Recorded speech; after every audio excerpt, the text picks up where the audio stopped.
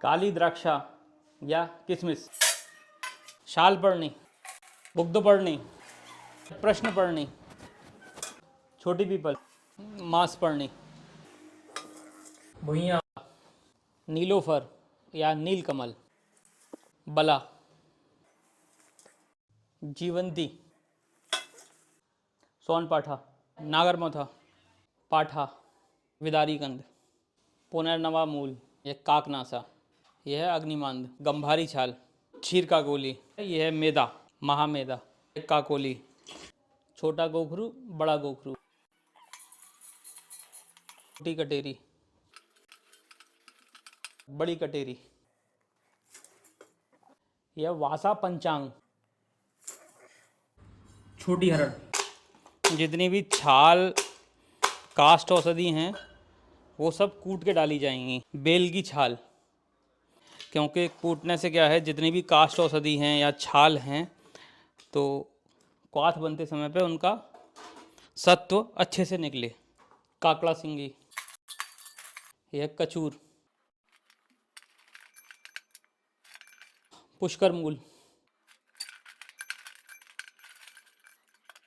रिद्धि वृद्धि।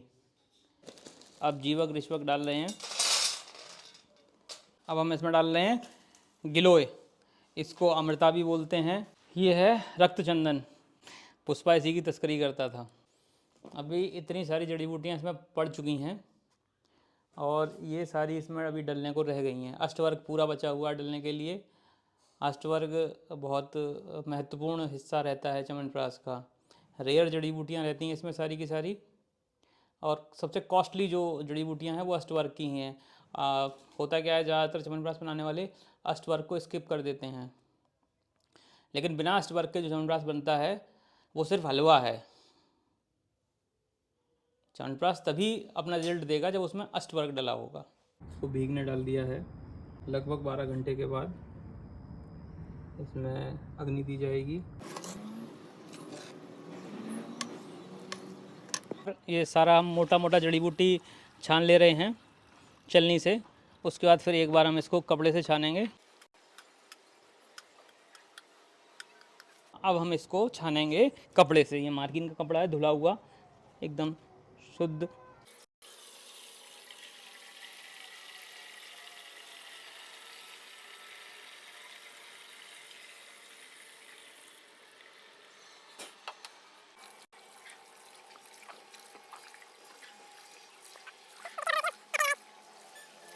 अब हम इसको तीसरी बार छान रहे हैं।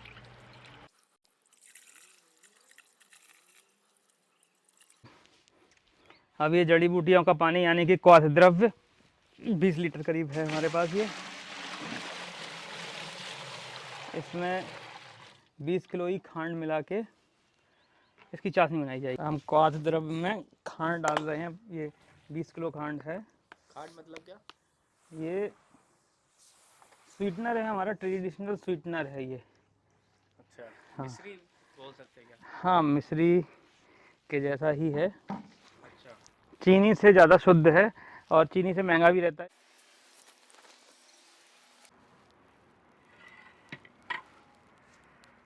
चाशनी हमारी बन चुकी है।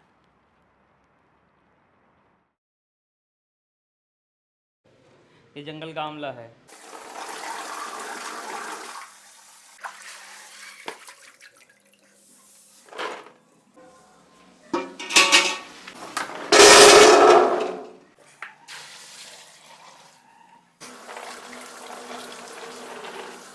इसमें हम पूरा पानी भर देंगे इसमें।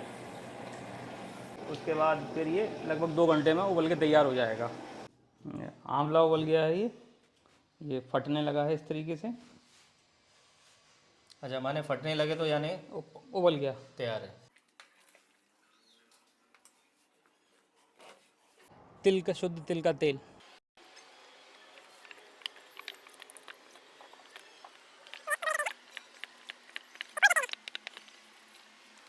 और हम इसमें डालेंगे शुद्ध गाय का घी। गाय का घी है ये? जी, एकदम शुद्ध गाय का घी है ये।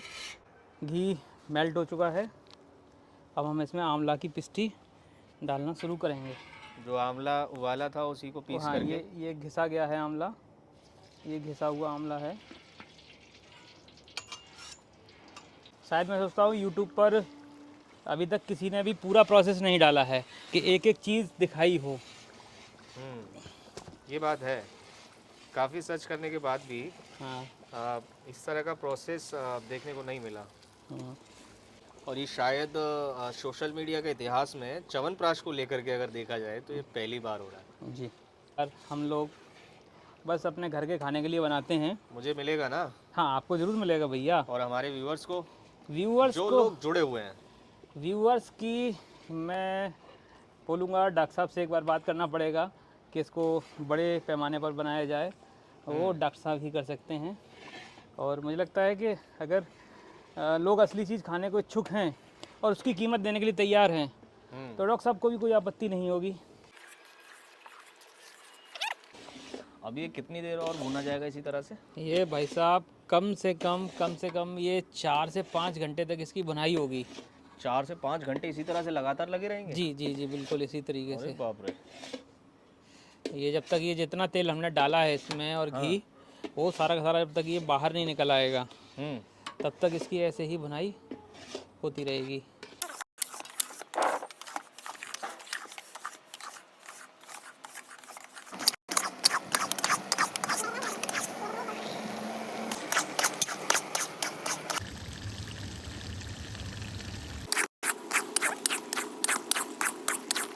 ये सुबह 3:30-4 बजे करीब डाला था, बुनाई के लिए शुरुआत करी थी और 9 बजने को हैं। अभी देखिए ये बन चुका है, ये बिल्कुल छूट रहा है सारा। अभी इसमें हम आंवला की पिस्टी डाल रहे हैं, चाशनी, जो 3 चाशनी बनाई थी जड़ी बूटियों के, सारे सत्तू के साथ जड़ी बूटियों का जो अर्क निकाला था उसी अर्क में चाशनी बनाई थी खांड के साथ। इसमें अभी ये आंवला डाला जा रहा है, आंवला की पिस्टी। इसके बाद फिर इसमें प्रक्षेप द्रव्य डाले जाएंगे, जो कुछ उसमें ऊपर से जो जड़ी बूटियाँ डाली जाती हैं उनको प्रक्षेप बोलते हैं।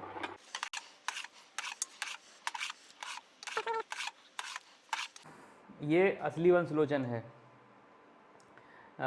ये बांस से निकलता है, मादा बांस के जो पोर होते हैं वहाँ पर ये इकट्ठा रहता है और ये कैल्शियम का बहुत अच्छा स्रोत है बच्चों के लिए और गर्भवती महिलाओं के लिए बहुत लाभकारी होता है। च्यवनप्राश में ये प्रक्षेप द्रव्य में डाला जाता है।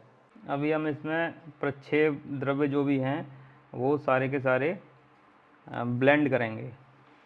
तो सबसे पहले ये वंशलोचन है, छोटी इलायची के दाने का पाउडर है ये असली नाग केसर है, ये दालचीनी है, ये तेजपत्ता है, गज पीपल, आपका छोटी पिपली। इसमें ये अब ये प्रक्षेप द्रव्य डाले जा रहे हैं। इसमें वंशलोचन है, छोटी पीपल है, गज पीपल है, तेजपत्ता, दालचीनी, छोटी इलायची के दाने। अब इसमें केवल शहद मिलाने के लिए रह गया है, जो सुबह मिलाया जाएगा जब ये ठंडा हो जाएगा। च्यवनप्राश च्यवन ऋषि ने बनाया था। इसके पीछे भी बड़ी इंटरेस्टिंग कहानी है। क्या है कि च्यवन ऋषि को एक नवयौवना से प्रेम हो गया, लेकिन उस युवती ने शर्त रखी कि ऋषिवर आप तो बूढ़े हो चुके हैं तो मैं आपसे शादी क्यों करूं। तो फिर उन्होंने च्यवन ऋषि ने दोबारा से जवान होने के लिए च्यवनप्राश की खोज की, इसलिए च्यवन ऋषि के नाम पर ही इसका नाम च्यवनप्राश रखा गया है। च्यवनप्राश हमारा बन के तैयार हो चुका है।